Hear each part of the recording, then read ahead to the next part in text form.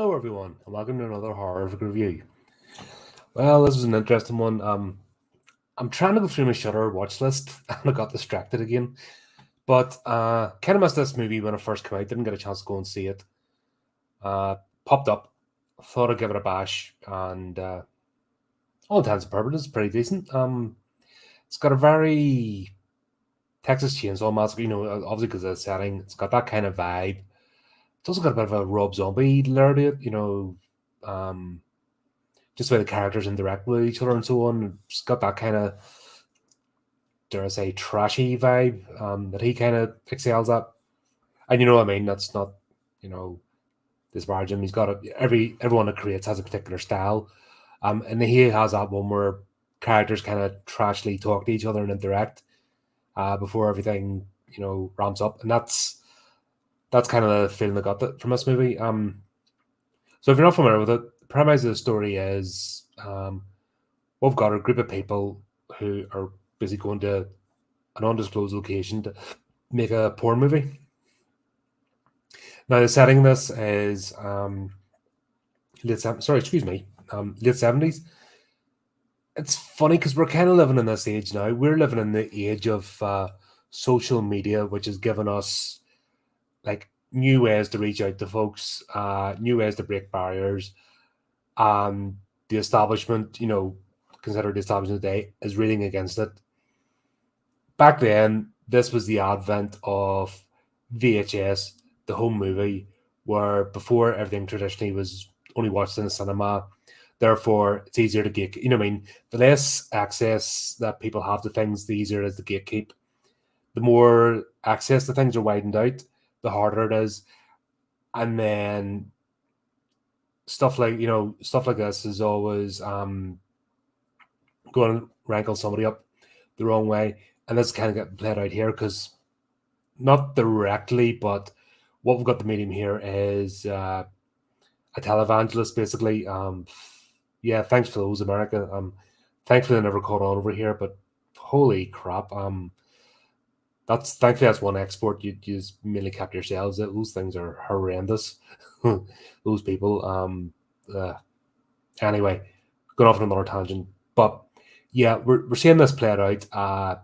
Not just porn, but horror, creativity, people bouncing ideas.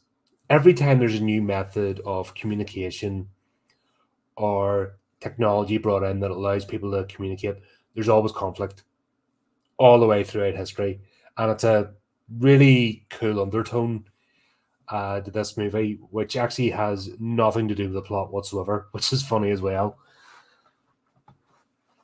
But yeah, it kind of sets up the premise and why they have to be sneaky, and in terms of why they're booking a place and being quiet about it and not, which is funny because they're going through like petrol stations and they're openly yapping about what they do.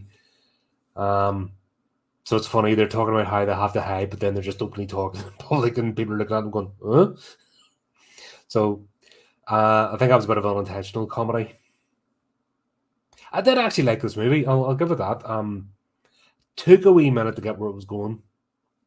It did drag out a wee bit, but at the same time, the interplay between the characters, the kind of setup, it wasn't slow. You know, way some movies they take their time getting there, and you kind of feel like you're wading through mud. This was all right. This you kind of went along the plot. There's a few plot beats between the characters and the interplay, and there's a few topics kind of discussed in this movie. So you've got monogamy. What's a relationship? So what's the difference between people screwing when there's a camera on, and then being cuddled up in the sofa afterwards? What part of out of the relationship and the relationship that's kind of played up. Talk about taboos. Talk about public perception of things. Like that whole evangelist thing, people preaching, and then essentially one of the characters is a product of that. She's repeating certain lines that are heard on the TV. So it kind of shows how this stuff, if you say the same thing over and over again, you can kind of be manipulated to think it's the truth. It's it's fact just because you hear something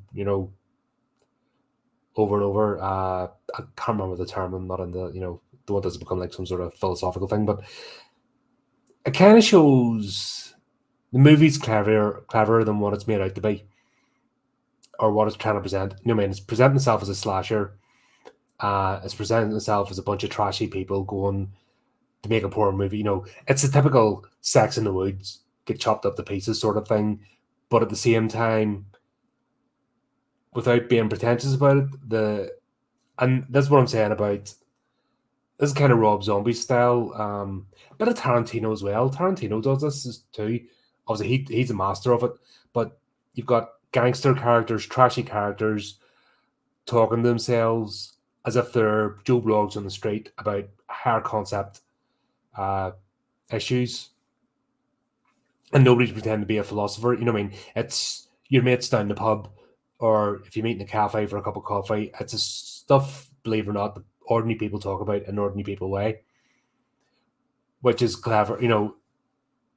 That's hard to do unless you're cued in about people and how people work and how people interact with each other. So that side of things was actually done quite cleverly here.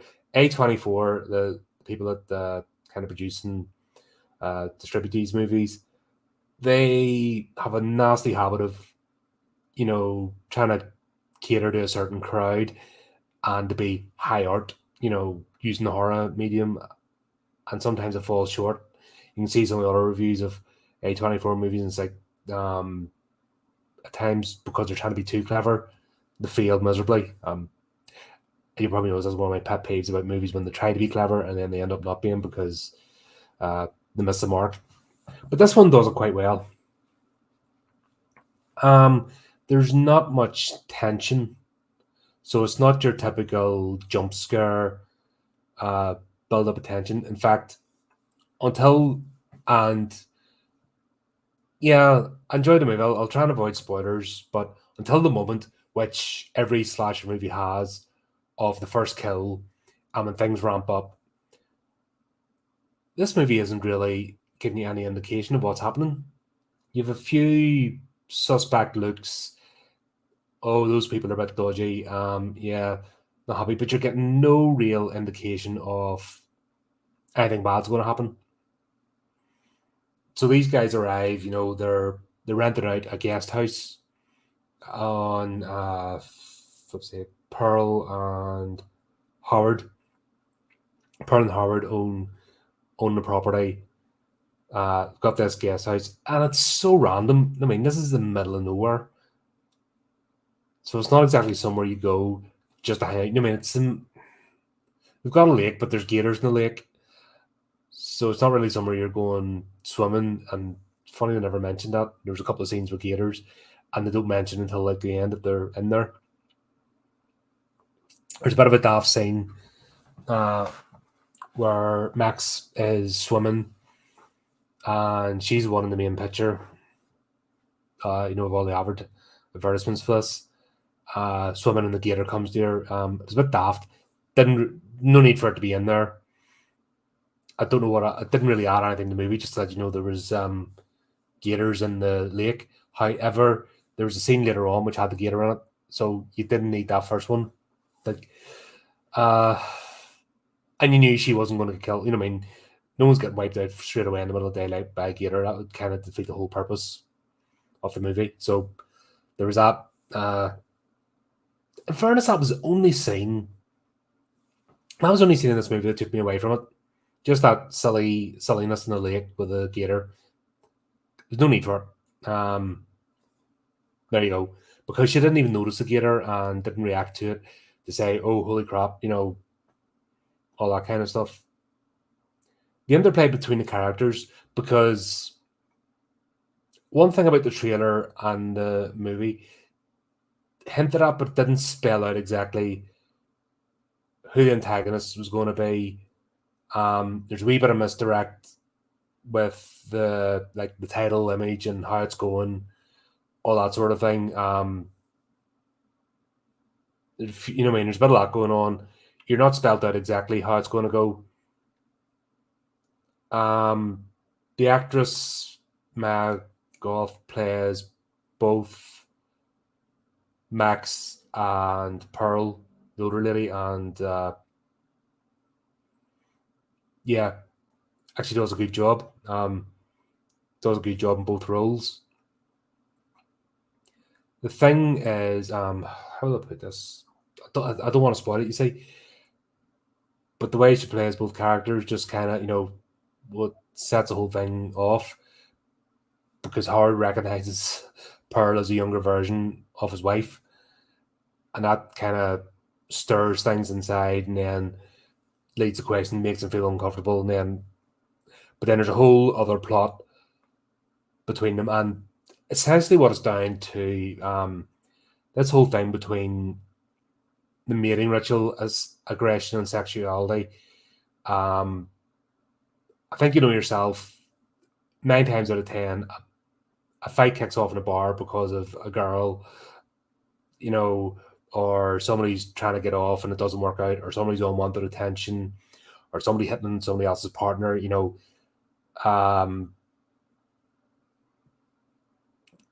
Girls and blokes are just as guilty, because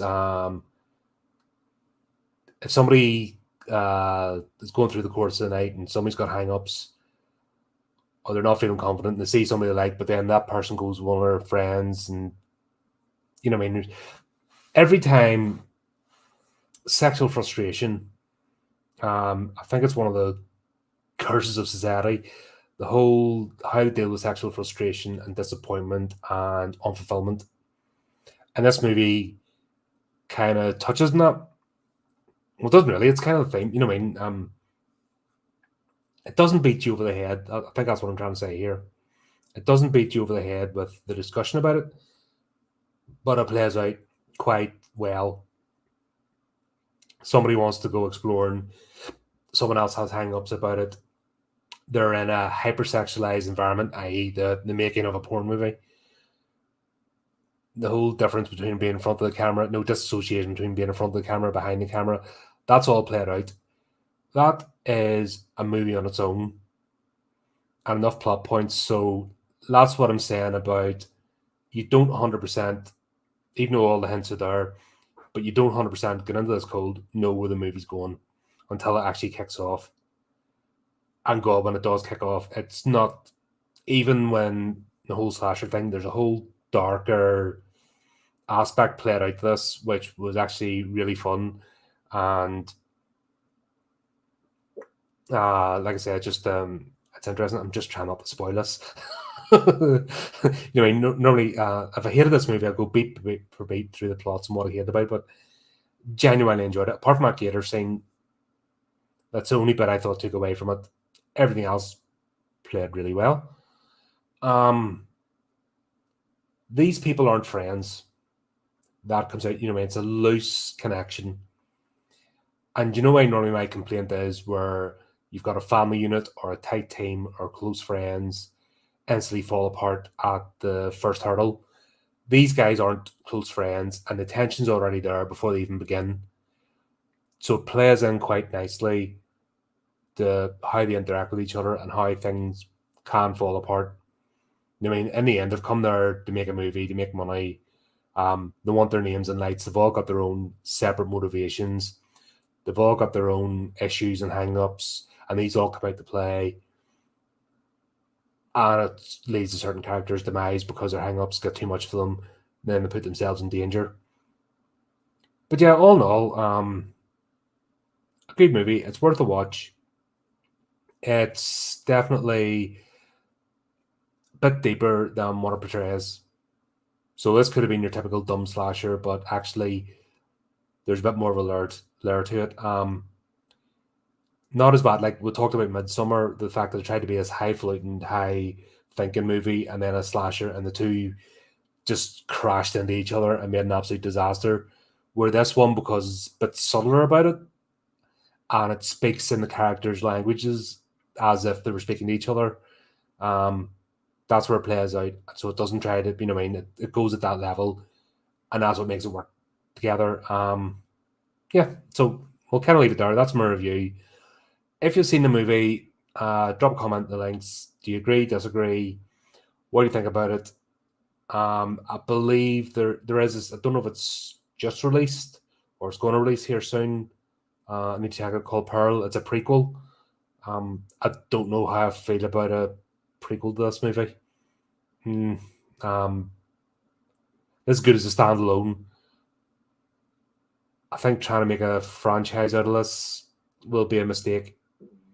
Because you're going to take a pretty good movie and ruin it by, that's what you do. You start rubbing the others raw and beating it over the head. So I hope this prequel thing isn't like it's a one-off and then a stop. But there you go. Right, leave it there. Thanks very much, folks. Keep up to date with the channel. I've just started I mightn't come on tomorrow because I've just started the Midnight Club on Netflix, so that's going to take me a day or two to get through. So I might save tomorrow, not do a review, and then try and get the series watched and do one on Thursday. But we'll see how I get on, see how tomorrow goes if stuff on. But yeah, we'll take it from there. But yeah, keep up to date. Until next time, keep it creepy, keep it horrific.